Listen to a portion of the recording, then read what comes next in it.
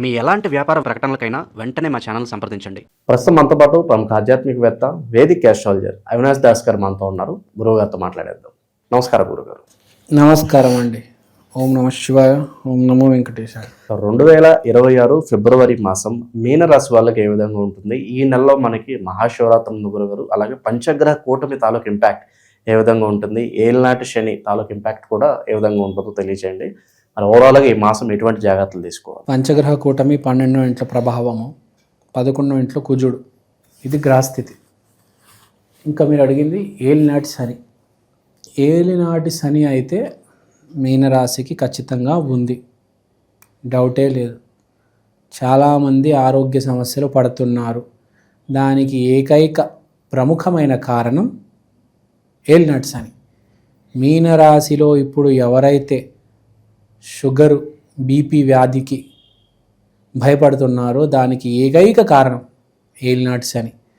వీళ్ళకి sugar, BP shoot అయింది, hospitalise అయ్యారు, 2 రోజులు హాస్పిటల్లో ఉన్నారు, సెలైన్ ఎక్కించుకున్నారు, ట్యాబ్లెట్లు వాడుతున్నారు, అయినా నీరసం, నిద్ర వచ్చేస్తుంది, కళ్ళు తిరుగుతున్నాయి అంటే దానికి కారణం ఏలినాటి శని.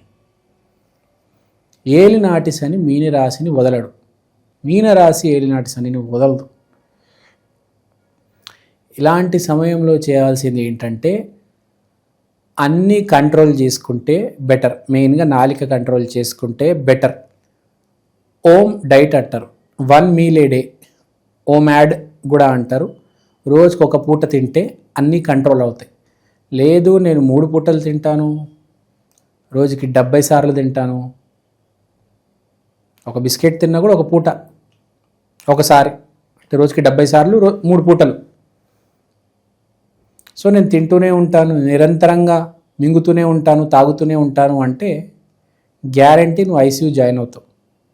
1 పూట తినాలి, ఏదైతే తినాలనుకుంటున్నావో అది తినేసేయి. అటు షుగర్ ఉండకూడదు, సాల్ట్ కూడా కొంచెం ఉండాలి. మహాభారతంలో, రామాయణంలో 1 పూటనే తినేటోళ్ళు. 1 గంటకి ఎప్పుడో తినేవాళ్ళు, అంతే, క్లోజ్. 1 గంటకో 11 తినేవాళ్ళు, క్లోజ్. షుగర్ ఉన్న వాళ్ళు 1 పూటనే తినాలి. బరువు తగ్గాలనుకునే వాళ్ళు 1 పూట తినాలి, తినేసి క్లోజ్ చేసేయాలి.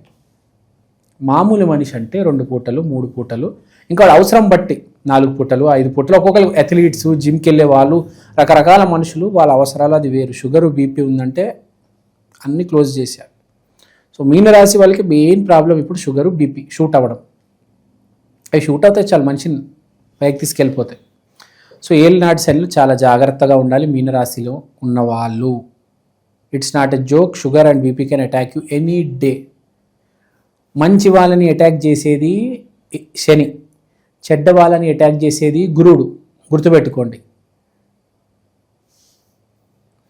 చెడ్డ వాళ్ళని అటాక్ చేసి మంచి వాళ్ళగా మార్చేది గురువు, మంచి వాళ్ళని అటాక్ చేసి పిచ్చోళ్ళగా మార్చేది శని. మంచి వాళ్ళని చెడ్డోడుగా మార్చడు, మంచి వాళ్ళని పిచ్చోడుగా మారుస్తుంది శని. అందుకని శని అంటే చాలామంది కోపం. ఇంకా ఏలినాటి శని ఇది ఏం చేస్తుందో తెలియదు. ఓకే, ఏలినాటి శని గురించి మాట్లాడేసాం. ఇప్పుడు ఇంకేముంది? పంచగ్రహ కూటమి. పంచగ్రహ కూటమి 12వ ఇంట్లో జరుగుతుంది. చాలా ఇంట్రెస్టింగ్. అంటే ఫిబ్రవరి నెల మీకు కవచం ఉంది. ఫిబ్రవరి నెల మీరు బతికిపోయారు, మీకు ఈ పంచగ్రహ కూటమి హెల్ప్ చేస్తుంది. కానీ 1 నెల తర్వాత ఏంటి పరిస్థితి? సో ఫిబ్రవరి నెల మీ ఇష్టం వచ్చినట్టు కొంచెం మీరు బతకొచ్చు, కాస్త తినొచ్చు, షుగర్ షూట్ అవ్వదు, బీపీ ఇబ్బంది పెట్టదు, ఇక్కడక్కడ తిరగొచ్చు, కళ్ళు తిరిగి ఏం కింద పడిపోరు, అన్నీ సవ్యంగా ఉంటాయి, అన్నీ బాగుంటాయి, అన్ని జాగ్రత్తలు తీసుకోండి. ఒకటి చెప్పేది ఏంటంటే మీకు మానసికంగా చాలా ఏదైతే ఆందోళన ఉన్నదో జనవరి మాసంలో అది ఫిబ్రవరిలో ఉండదు. జనవరిలో మీరు పడే ఆందోళన, బెంగ అవన్నీ మర్చిపోయి ఫిబ్రవరిలో చాలా హ్యాపీగా లీడ్ చేస్తారు.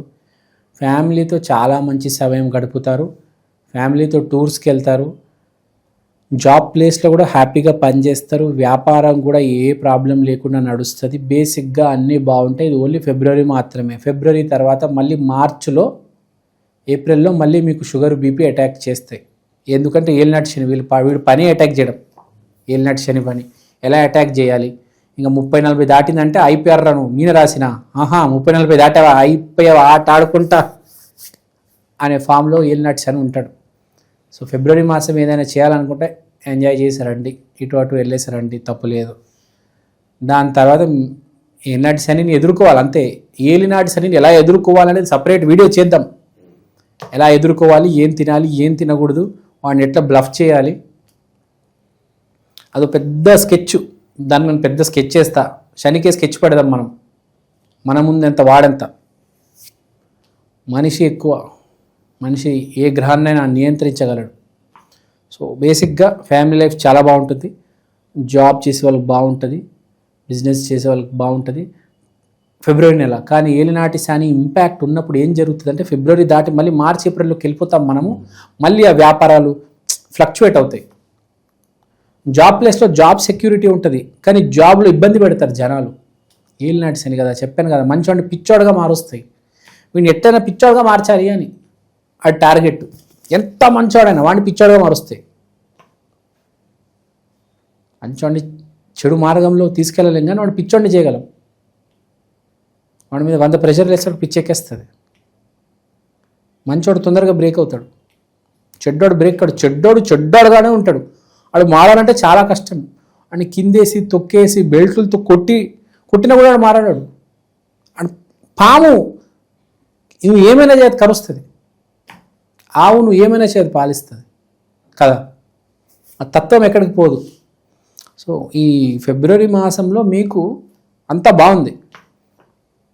హెల్త్, వెల్త్, జాబ్, ఎడ్యుకేషన్, ఇంకా ఫారెన్ పోవాలనుకున్న పండగ ఇప్పుడు అప్లై చేసేయండి. ఇట్లా అయిపోతుంది ఇట్లా. ఎందుకంటే 12వ ఇల్లు ఫారెన్, 12వ ఇంట్లో పంచగ్రహ కూటమి. వీసాలు ఏమైనా జిఆర్ఈ ఎగ్జామ్లు ఏమైనా ఉంటే రాసి పడేయండి, ఫినిష్ చేసేయండి ఇప్పటికిప్పుడే. టాపర్గా తేలుతారు మీరు. అన్ని సవ్యంగా జరుగుతాయి, ఏ గొడవ అవసరం లేదు. పుణ్యక్షేత్రాలకు వెళ్ళండి కాస్త. ఎందుకంటే మీనరాశి మీరు ఏలినాటి శనిలో ఉన్నారు కాబట్టి పుణ్యక్షేత్రాలకు ఇప్పుడు ఇమ్యూనిటీ ఉంది కాబట్టి ఫిబ్రవరిలో మీరు ఇప్పుడు పుణ్యక్షేత్రాలకు వెళ్తే మేము ముందు మార్చి ఏప్రిల్ జూన్ కాపాడుతుంది. ఇప్పుడు తెచ్చుకున్న పుణ్యము కాపాడుతుంది అప్పుడు. అది ఇంకోటి, ఏలినాటి శనిలో ఉన్న వాళ్ళు తప్పక నల్లదారం వేసుకోవాలి, శని పూజ చేయాలి, శని సిగ్నాపూర్కి వెళ్ళి రావాలి. సో ఇంకోటి శని భయపడేది ఆంజనేయ స్వామికి. సో మీనరాశి ఏలినాటి శని అయ్యే వరకు ఆంజనేయ స్వామిని తప్పనిసరిగా పూజించాలి.